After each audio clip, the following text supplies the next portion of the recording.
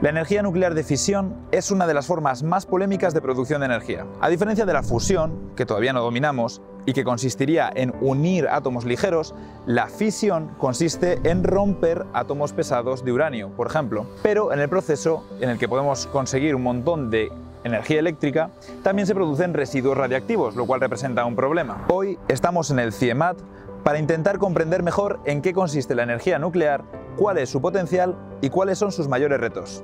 Vamos a verlo.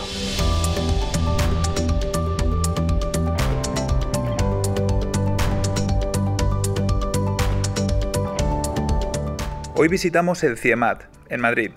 El CIEMAT es el Centro de Investigaciones Energéticas, Medioambientales y Tecnológicas. Aquí nos recibe Enrique González, físico e investigador de fisión nuclear desde hace 40 años y director de la Unidad de Fisión Nuclear, donde se investiga sobre seguridad, residuos e innovación nuclear. Muy buenas, Enrique, muchas gracias por acogernos en vuestros laboratorios. Aquí estudiáis e investigáis en energía nuclear de fisión, que es la que se emplea en las centrales nucleares actualmente, en España, en Francia, en otros muchos países. Y como veo, la seguridad es primordial, ¿no? Incluso cuando se trata de investigación, claro.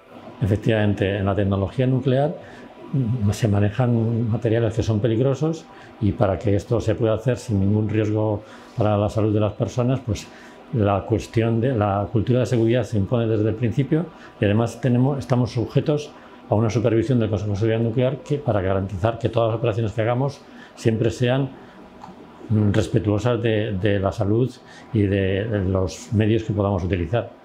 Cuando tratamos la energía nuclear de fisión, que es la que controlamos hoy en día como fuente de energía, yo sé que la fisión consiste en romper núcleos atómicos grandes, ¿no? De átomos grandes.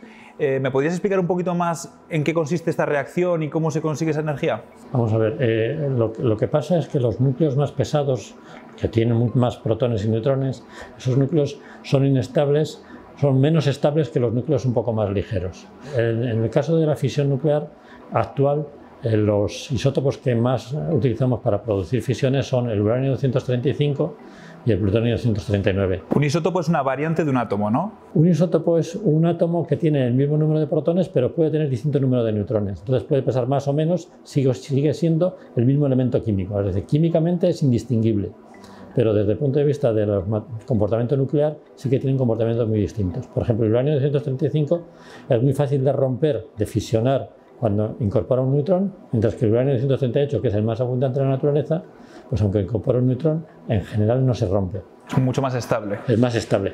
Y entonces cuando incorpora el neutrón, pues en vez de romperse, lo que hace es convertirse en uranio 239, que se desintegra enseguida y se produce en plutonio 239.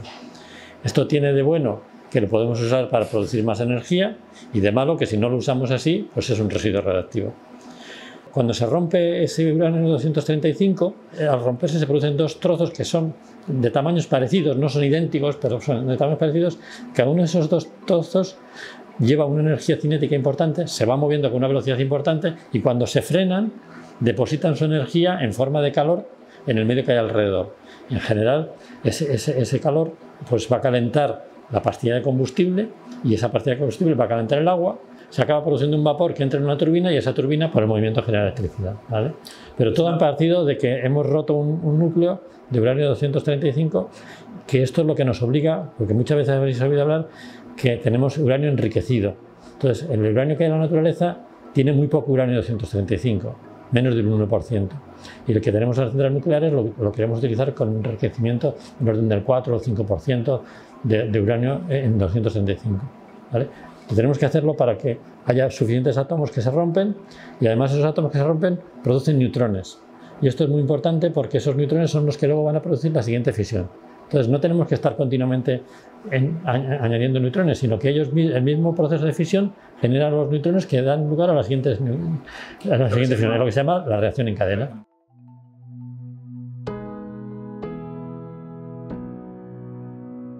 En cuanto a los accidentes, hoy en día, ¿cómo de probable es que ocurra algo parecido a lo que pudo pasar en Chernóbil, por ejemplo? ¿O cómo se han adaptado las centrales nucleares para, obviamente, intentar evitar eso?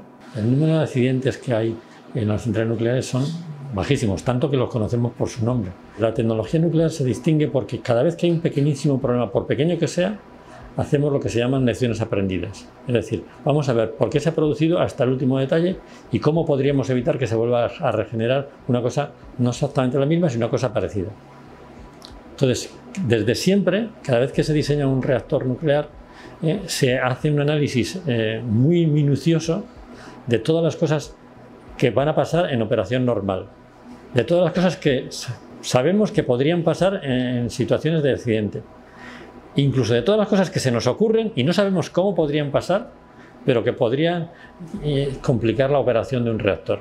Y esto no hacemos nosotros y nos quedamos tranquilos, sino que hay un organismo independiente de los partidos políticos, independiente de los propietarios de las centrales nucleares, independiente de los usuarios, que es el Consejo de Seguridad Nuclear, y ese organismo es el que se encarga de vigilar que esas medidas y esos diseños que estamos haciendo y esos estudios de seguridad están hechos de manera completa y de manera rigurosa.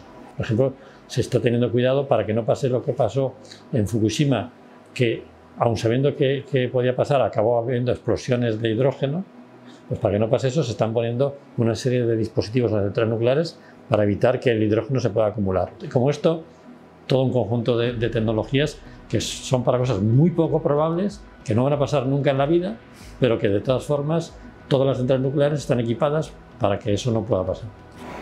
Y luego está ese otro aspecto del tema de los residuos. Es verdad que hay residuos que tienen una vida media, que llamamos, que es lo que tarda en llegar a la mitad de actividad, una vida media larguísima, de cientos de miles de años. Las cosas, cuando tienen una actividad con una vida muy larga, que tardan mucho, viven durante mucho tiempo, su actividad es moderada, porque se van desintegrando poco a poco. Entonces la actividad que producen, la radiactividad que emiten, es moderada. Entonces al principio lo que nos preocupa son aquellos que tienen una vida media más corta. Y entonces típicamente lo que nos preocupa son cosas que tienen una vida media de hasta 30 años. Entonces, en los residuos que nos preocupan, tenemos por una parte los residuos que tienen una vida media de hasta 30 años, que van a desaparecer su actividad al cabo de 100 o 200 años, podemos considerar que ya su actividad es mínima, y luego tenemos otros que duran miles de años, ¿vale? Entonces, lo que vamos a hacer para todas estas cosas es, la solución que hay bien determinada es confinarla. De hecho, los residuos nunca están fuera de control. Cuando primero están dentro del reactor mientras está operando el reactor, después se sacan del reactor y se meten los combustibles usados, se meten en unas piscinas que están en el mismo edificio del reactor. Después de ahí se llevan a unos contenedores que están ahora mismo lo que llamamos los ATIs, los almacenamientos temporales individualizados, que son como unos grandes contenedores que están también en el mismo recinto de la central, y después de ahí se llevarán a un almacenamiento geológico profundo, que es un enterramiento a unos 500 metros de profundidad, en donde va a estar contenido y cerrado, y además donde estamos seguros de que no va a poder salir de allí nada, salvo en millones de años de tiempo. Hay una tecnología en la que se trabaja, y por ejemplo el CIEMAT ha estado investigando muchos años y seguimos investigando, que sería la posibilidad de reciclar los combustibles. Entonces eso significa que lo que es un residuo ahora mismo se podría tratar y transformar en lo que sería otro combustible, y ese combustible se podría utilizar para generar más electricidad, más energía. Bueno, la primera ventaja fundamental es que es una fuente de energía que no emite CO2. O sea que en todos los modelos de cambio climático que se producen a nivel internacional, la tecnología nuclear es una de las tecnologías que aparece entre las tecnologías a tener en cuenta de cara a resolver la generación de emisiones de CO2. Y luego, en el caso de las centrales que ya están en operación, los costes de generación son bajos, porque el coste de la generación de electricidad de origen de fisión nuclear viene fundamentalmente del coste de construcción de la central nuclear, no del coste del combustible nuclear. El coste del combustible nuclear es una parte muy pequeña.